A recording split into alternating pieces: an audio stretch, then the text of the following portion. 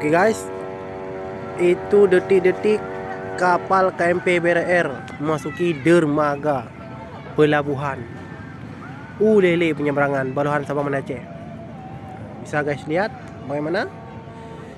Sungguh sangat luar biasa.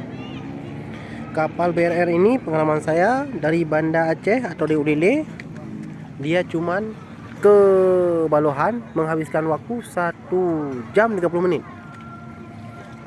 Jadi dengan kita menurunkan semua kenderaan, orang semua 1 jam 50 menit lah semuanya.